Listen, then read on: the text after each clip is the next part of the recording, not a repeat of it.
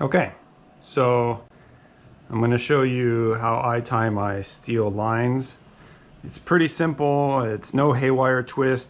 It's actually going to be using this nylon coated fishing line. I get it on Amazon. It is extremely flexible. You can actually tie knots with it if you wanted. It's very smooth. And generally, what I do is I'll tie a snell knot onto the first hook, and then I'll use a crimp on the trailer hook, and I'll leave a good 7-8 inches between them. That allows me some flexibility in where I put the hook, and then I'll run a good foot plus in front of that front hook, and then I crimp on this swivel as well. The reason why I have such a long length between the hook and the swivel is, if a big ono or something comes up and takes the bait, a lot of times my lines get cut up here if I'm running fluorocarbon. So I just want a little extra space in case it's an over-aggressive fish.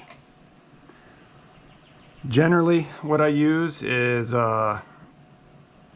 Gamakatsu live bait hooks. I'll use a size 4 for the front hook and a size 3 for the back. And then I use these double barrel sleeves crimps. They're 1 millimeter. You can get them online, get them at any fishing store. And I'll use 2 of those per setup. So let me tie one, show you how I do this. This thing comes, I think it's 50 meters, roughly 50 yards. You can make a lot of rigs with this. But I'll go through the bottom side of the hook, come up, leave some space over here. You don't have to have a whole lot because you're just going to crimp this end here, but you do need enough to circle it.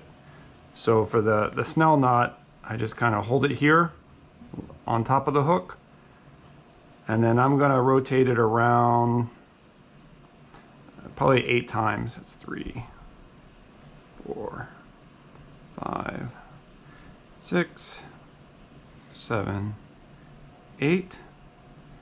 And I kind of hold it in place, and I take that tag end and I'm going to put it through the loop that I just made and start tightening it on both ends.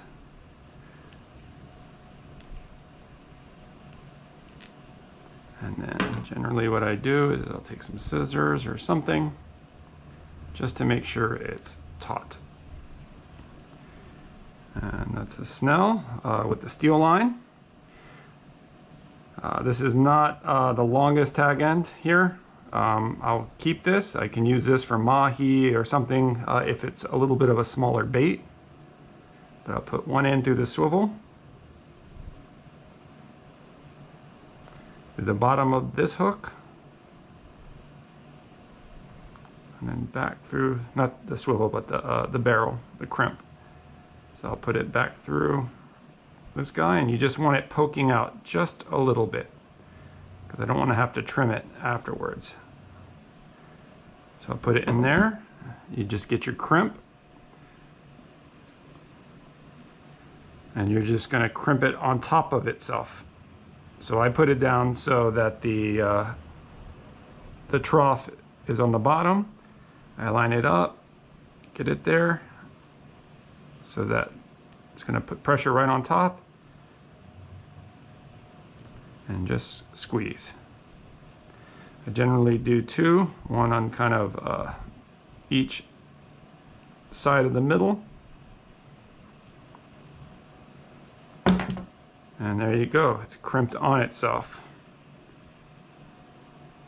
And like I said, just leave this. I use wire cutters for this. I'll just get about a foot.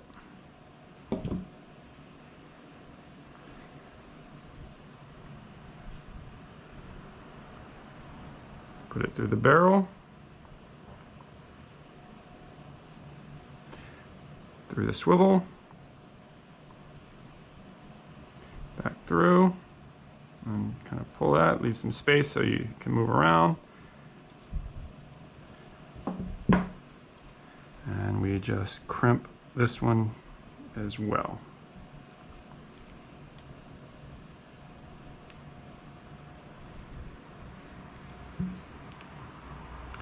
And there we go. This is a little wire rig. I'll do one more just because I like to make a handful of these, so I don't always have to be making it, and I avoid having anything where I have to tie it on the water. So I'll make packs of my rigs, and I generally will store them in these little Plano waterproof things. This is my fluorocarbon rigs. I have another one for my steel, and it makes it a little easy to manage when you're out in the water on the kayak.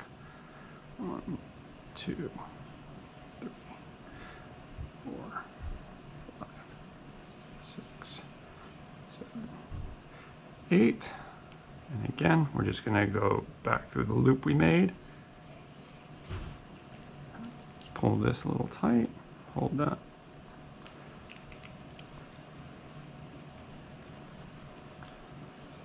And again, just get scissors or something, and you're going to pull that taut, and that's not going anywhere. And then I'll take this barrel,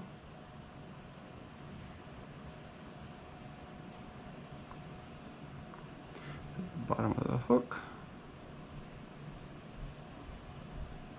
back through,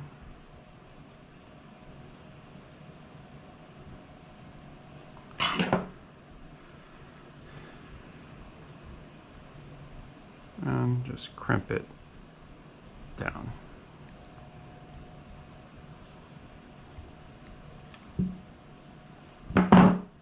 There we go. Good length. Again, you don't have to be super precise on the lengths, just something that makes sense to you and makes sense to the size bait that you're using. For mahis, I prefer, smaller live baits, and this is a perfect size for that. Just go back through.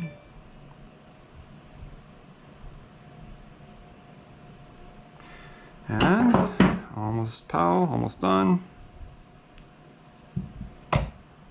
Slid out just a bit.